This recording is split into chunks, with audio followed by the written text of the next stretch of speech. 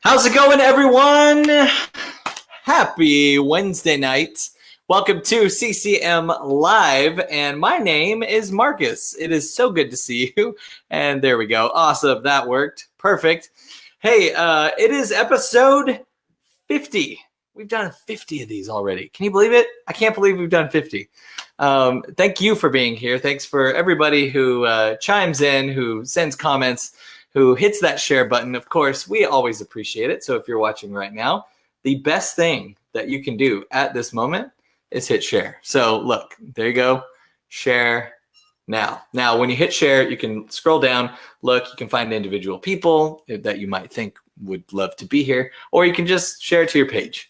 Also, if you just hit comments, I'm watching them all the time, like my lovely wife who's here, who says she loves this show. I'm so glad you love this show, Sav, because you guys are having dinner, and I'm missing dinner. I'm glad that it's worth it.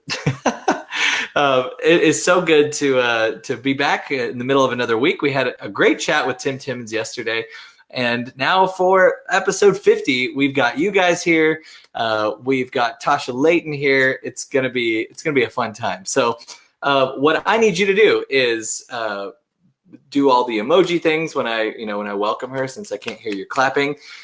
Do all of the all the questions. Look, I've got questions for her, but it's even more fun when you guys have questions for her too. So why don't you guys do that? So anyway, I already mentioned her, but my guest today is a brand new artist on BEC. She has a pretty awesome story, and she's done the American Idol thing. She's been a backup singer for Katy Perry. She is living in Nashville now. She's got a whole bunch of talents that we're going to talk about today, and she's got a new single called "I Belong to You" and a new one called "Love Lifting Me." I'm so excited to get to know my new friend here, Tasha Layton. How's it going? Wait, it's bringing you in. Hi. Good to see you. Hello. Good. Nice to meet you. Thank you so much for having me. Oh, absolutely. You're in a very vibey looking place. Where are you? Oh, we are in my home studio. So my husband and I do all of our music in our home studio. And so if I turn you this way, you can see our tracking room. But we're in the control room right now. So I'll turn you around so you can see it. Oh, man. Yeah. There's a lot going on there. Yeah. That is awesome. On the laptop. And I did it. You did it. Yeah. And your husband is a producer.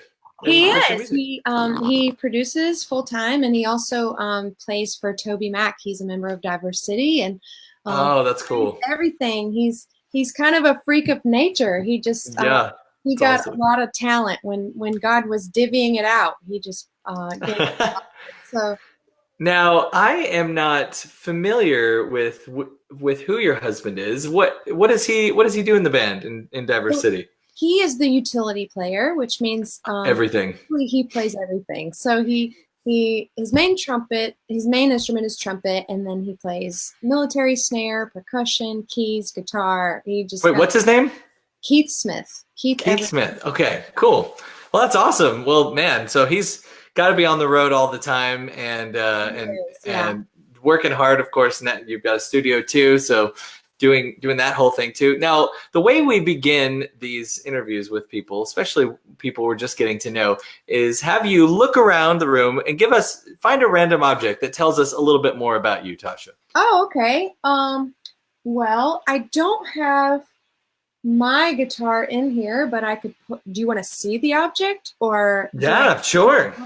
Or you could describe it if it's terribly difficult to I'll be right back.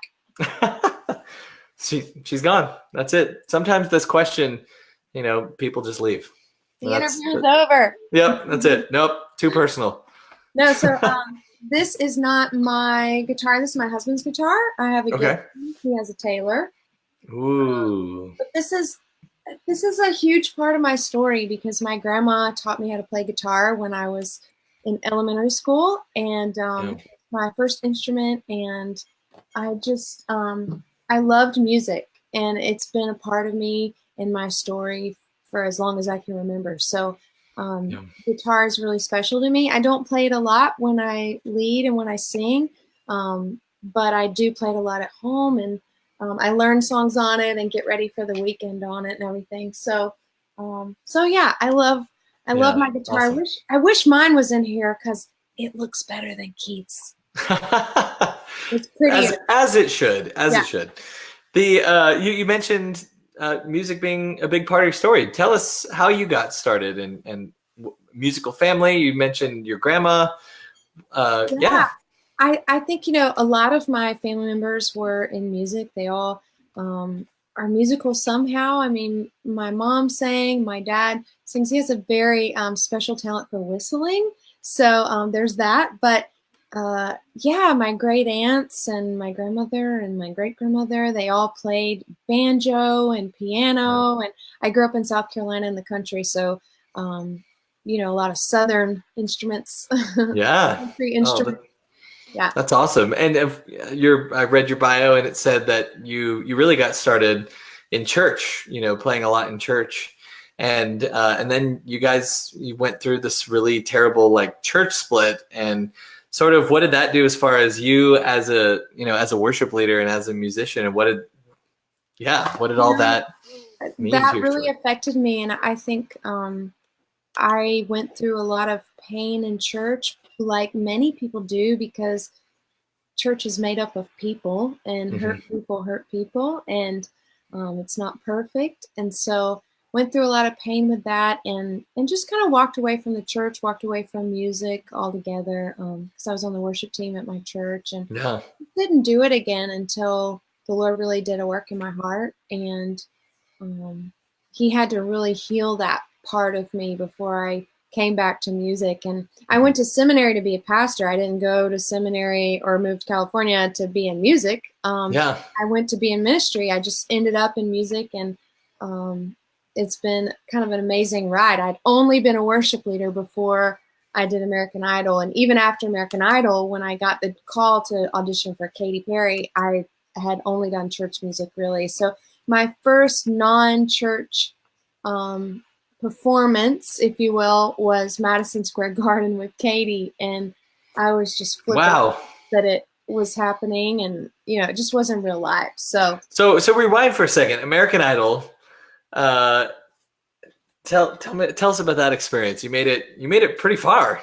Yeah, as far as I was on the same season as Tori Kelly and Lauren Daigle, and met them all, in Hollywood Week, and went through all of Hollywood Week, got to the top 60. And then when I got cut, I wasn't upset or sad. I just went home thinking, wow, that was really natural. Like, something about that was very natural to me. And I thought, you know what? I think I'm supposed to be doing some music outside of the church. And so Yeah, I talked cool. to my pastor and he was like, "Oh, we've known that for a while. I'm glad you finally got clued into Yeah. it." So Oh, that's awesome. And so it was one of those things where it was just, yeah, it was natural, and you sensed something else was going on. And then Katy Perry, talk about that connection and how you yeah, ended up I singing was with I was her. helping lead worship at a multi-level marketing conference down in Orange County, and the keys player played for Kesha, and they were looking for a background singer for the Japan tour and with Rihanna, and they asked me if I wanted to audition, and I said yes. I prayed about it, and I thought that I was supposed to do it, and auditioned, got the job. But then the day of, I just woke up and thought, you know what? I feel the Holy Spirit telling me not to do this. And I didn't quite understand because it fit all the criteria of what I felt like God was calling me to do, because I thought he was calling me to be salt out of the salt shaker. Like, Yeah. Yeah. you can't season anything unless you're outside of the shaker. So I called them and I told them that I was really appreciative, but I wanted to pursue other things, and got off the phone and I thought, oh my gosh, I made the wrong decision. And Oh man. then the same time I was supposed to be meeting with them, I get a call from Katy Perry's manager. Can you be here in 20 minutes? And Whoa. I'll download the song on my phone. I learned it on the way, and then I left for Madison Square Garden 2 days later, and then I was on Oh my tour for like 4 goodness. years. So Oh, big wow. And drive. yeah, how long did you end up singing with her? Probably about 4 years. It was insane. Just a What did that wild ride. Yeah. Yeah, what did that mean to you? Like musically, spiritually, all the above Yeah. to I think to step out and do that. I just knew that God was telling me to do it. And some people had a hard time with it. They said, well, how can you be a Christian and sing those lyrics? And how can you be a Christian and go on the road with a secular artist? And all I had to tell them was, like, I feel called to do this, and I feel a grace to do this. And I know that God's called me to do it. And Yeah. so, um,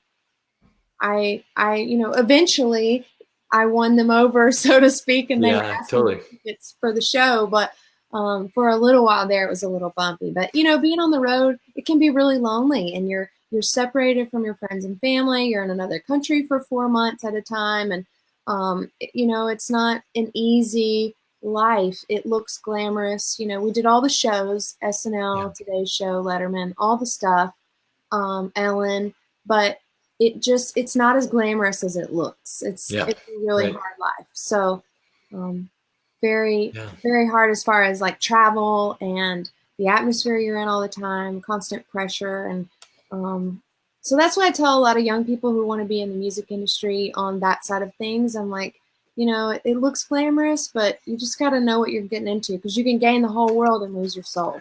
Yeah, So that's right. It's a lifestyle. yeah. Yeah.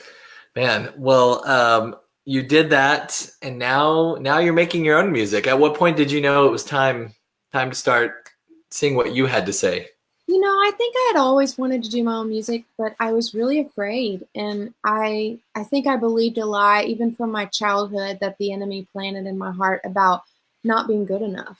Mm. And I needed God to replace those lies with his truth before I had the courage to do my own music. And once I kind of solidified the fact that I belong to Jesus and he's proud of me and he loves me, and how Mm. wonderfully he feels about me and every single person on this planet, then that gave me the courage to not compare myself, to not be afraid, and to step out in faith and just do it, because we miss 100% of the shots we don't take. That's right. Yeah. That's right.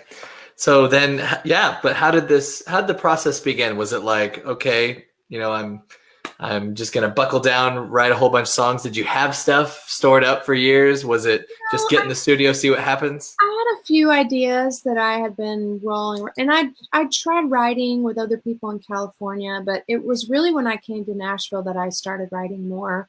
Yep. My husband and I just started writing, and then just not with an agenda, just to see, what God was putting in our hearts, and Hmm.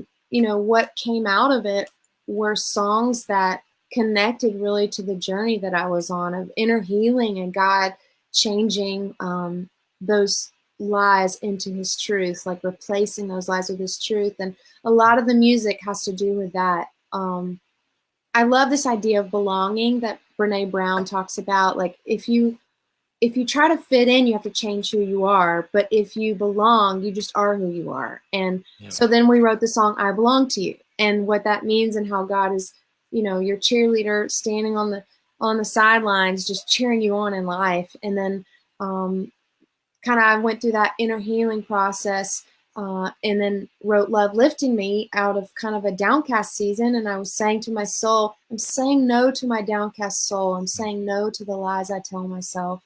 And the song starts, when I think of those times I'm hurting, I think of you because you're there too. In every pain, I feel you healing so that you can see my heart running free. It's really about God coming into those times when, when we're hurt in the past, God was there when that happened. But because he stands outside of time, because he created it, he's still there. So we can ask him to come into those memories and say, God, where were you when that happened to me? And what would you want to say to me? What would you want to say to my young 6-year-old self who is sitting in the corner, ashamed or scared, or, where are you in the room? And then that's kind of where Love Lifting Me came out of. So all the songs that we've written are just, beautiful testimonies of God's faithfulness and how he has just changed my life personally. And then hopefully that music can give other people hope that he can transform them as well. I love the sound that you have developed on the two songs that I've heard. You've got a great, it's this great, like, it's not, if to say EDM like dance is not, doesn't fully, it pushes it a little too far, but it's this EDM contemporary kind of thing. Describe your sound, really, what you try to go for as far as the sonic palette of what you try to do.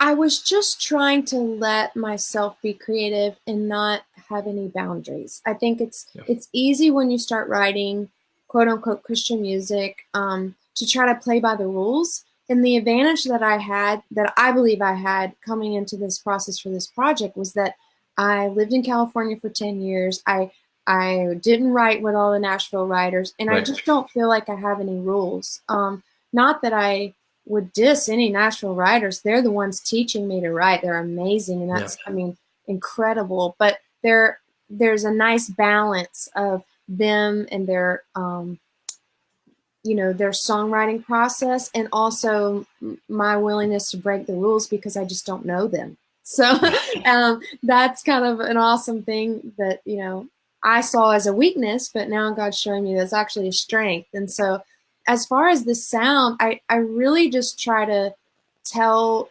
whoever's producing, and usually that's my husband because he's an amazing producer, tell them what I like and what I don't like. And I think that creates a signature sound when you are true to yourself and you're not trying to make something that sounds like something else. You're just yourself, and you just tap into who God's created you to be. And anybody can do that. It's not just me. When you start tapping into who God made you to be, that's when you're going to be a wonderful original instead of a cheap copy. That's right. So yeah, I think that's where it came. If that answers your question. Yeah, no, absolutely. And it's a good fit for your label, BEC, who also has David Dunn and who has been sort of in this pop worship space for a little bit. How did you get connected to them, and what does being signed mean to you? I never thought, I always thought I would make my own music, but I didn't know if I would be an artist, because I've always been a worship leader, and I didn't even know, if that really fit who I was, because I'm more of a pastor and I'm more of a teacher. I teach at the Praise and Worship Institute at university. Like I'm more of a teacher, so I didn't know if the artist thing would really be my bag.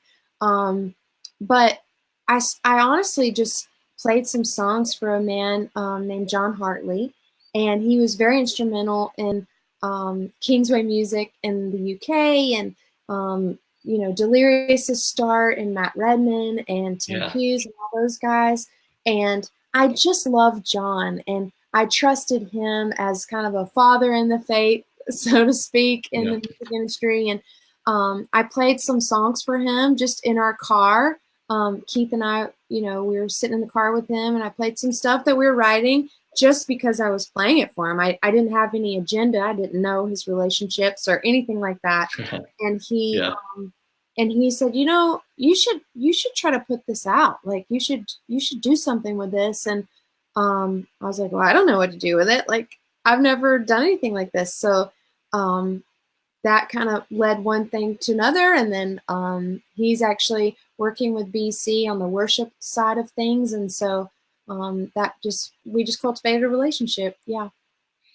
That's awesome. Was it hard not to, I mean, obviously you've been very spirit led in this entire process, so your answer is probably no, but was there any kind of tug to do something more general market given what you had been doing previously? No, not at all, actually, because, I toured with Katy for 4 years. I did all the special, awesome shows, the EMAs, the VMAs, the Grammys. I mean, did all the biggest of big things on that side of things. And at the end of the day, I missed singing songs that directly connected people to Jesus. And not that Katy's music can't be inspirational. She has some very inspirational songs that she sings. But I missed seeing lives change. And I knew that no matter what I did on the secular side of things, that it wasn't going to fulfill that. And so, no, I didn't have any question. Nice. Yeah. That's good. Well, you've got the single, the lead single, "I Belong to You." And what are some of the things you're hearing from people as they've been able to really sit with it? Some things that have really stuck with you as far as its impact. What's been awesome has been the people who are writing letters about their downcast soul and how the song is helping them lift their heads to Jesus, and how they're finding themselves singing, "Your love is lifting me in my weakness when nothing else could help." It's reminiscent of that old hymn, "When nothing else could help, love lifted me, love lifted me." I grew up on that hymn. And so I love the stories of the song actually helping people with their relationship with God and to trust Him. And a fun thing has been just how many people have sent me videos of their kids dancing to it, because it is. Oh, that's awesome! It's really catchy, and it's really fun. I wanted the music to be joyful. I love singing about grace, and I love singing about serious issues, but I also see a need for joy and for boldness and for a freedom to have fun and be who God made you to be. And so I want my music to fill that need. And I think Love Lifting Me does it. And I think that kids, when we come with faith as a child, like kids are grabbing onto it, and that's been really special. Oh, I love that. Yeah. You got a new lyric video that just came out for that. Yeah. And you already had one for "I Belong to You." What's next as far as music from you, and any kind of releases and touring and all that? We're working on scheduling the EP release now and deciding last minute, what songs are going to be on there. The third song that we're releasing is actually a corporate worship song that I wrote with Chris McClarney, Christina, Jason Mazzell. He's a former worship leader at our church, and we wrote that, and we sing it at our church a lot, and some other churches sing it. So it's more of a corporate worship song, and there'll be a lot of content surrounding that, like some live videos and acoustic videos and stuff like that. So I'm really excited about that one. Awesome. Yeah, called "Sound of Heaven." Sound of Heaven. What about touring? Have you been doing touring this year? Is that something in your future? What does that look like? Yeah, as far as like Christian tours, I haven't done a lot of those. I've mostly done secular tours. but I travel a lot and lead worship just on my own schedule. So I would love to hop on a tour next year. We were definitely talking about that. And so, Awesome. yeah, up until this point, it's just been me traveling around by myself. So Yeah. I'd love to collaborate and do that with other artists. That'd be awesome. What's been the best part of this process now that you're that you're in Nashville doing this? Like, what has been an unexpected positive thing? That's a good question. An unexpected joy of this process. Maybe just what God's done in my heart, because when I started, I had courage to begin, but just his faithfulness to continue to help me be bold and to explore what he's put in me to say, and to trust him that, you know, just because you're an artist or just because you are standing in front of people or a lot of people doesn't mean that you don't have the same insecurities. And so just seeing God like grow me as a believer, grow me as a Christian, grow me as a follower of Christ, and to know my value in him and my worth and who he says I am. And I think that is really special. And aside from the music, I think that's probably my favorite thing that's been happening. So well, and that makes you freed up to really enjoy it, and I think that's cool. Yeah. Whereas in some cases it can be this high pressure sort of situation, and it's nice that you're over all that. You're over it. That's awesome. Have there been any artists since you've been in Nashville or even in the industry that have really come alongside you and taken you under their wing and just sort of guided you? Yeah, I don't know if there have been any that have done that. If I'm forgetting any, Lord forgive me. But, I would say there have just been positive reactions from people, maybe not coming under anybody's wing, but just the support that I get from my church family. I help, I sing at Church of the City, and I really appreciate the support of people like Chris McClarney and Christy Nockels, and there's another worship leader, John Reddick, and the Gokies are close friends of ours, Danny Goki and his wife, and Toby. I mean, he's had nothing but wonderful things to say. So I think just hearing affirmation, I think goes a long way when people are for you and they love you, and that's been really awesome. I love that. That's and it's good. You're in a tight knit world down there, so that's Nashville is really small. It's pretty close. So. Yeah. Are you leading worship at a church anywhere while you're there? Yeah, just Church of the City. Oh, you are leading there. Yeah, okay, cool. I'm not on staff there because we only have a few on-staff worship leaders. But I lead for the women's women's events and sometimes on Sundays and stuff. So when I'm not traveling to other churches, I'm usually at my home church. Awesome. Well, finally, how can we be praying for you, Tasha, and your husband and just everything going on? I'm a new mom, so yay! Congratulations. How new? He is a miracle baby. My husband had known for over 10 years that he couldn't have kids, and I had been told it would be hard for me as well. So we were in Africa, and God healed us, and and we had a miracle baby. That's a longer story than probably you have time for, but his name's Levi, and he's 14 months old. So just that we'd know how to parent him. He's in the stage that he's like into everything, and yep. I'm just trying to figure out how to best be his mom and train up a child in the way they should go. Yeah, that's where we're at right now. So, and only a few other things going on at the same time. Yeah. Awesome. Well, we definitely love praying for our friends while we have them here. So if you guys watching are watching now or later, you guys know it works the same. So we're going to pray for Tasha. Awesome.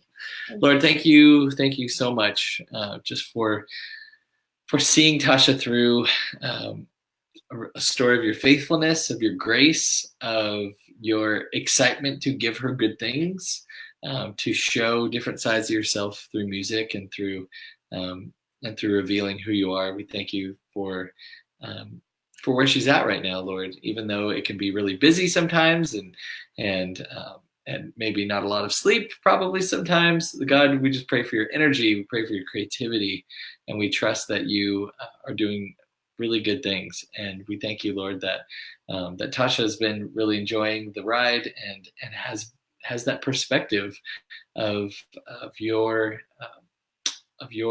telling us that we belong.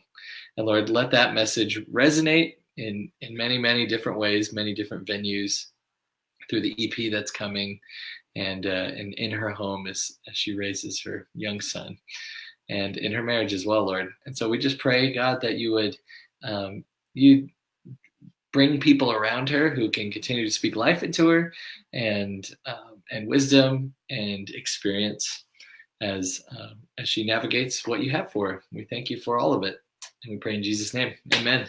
Thank you. Amen. Yeah. Oh, thank you. This was awesome. I'm glad we got to chat. Thanks for doing the 50th episode with us. So where can people find out more about you? Yeah, well, they can go to the website, tashalayton.com, and sign up for the email list, because I send out devotionals and information and updates and stuff like that. And then Instagram is Tasha Layton, and I think Facebook is Tasha Layton too.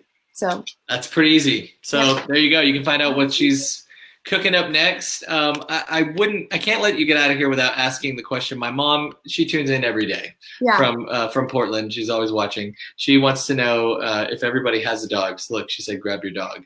I think she was talking to me about grabbing my dog, but she always asks. Well, we have a giant 80-some pound boxer lab, but if he was to come in here, it would be chaos. So the laptop would be on the ground. There'd be screaming. Yeah.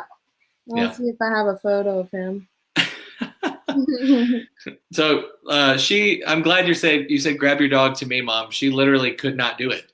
She just couldn't grab that dog.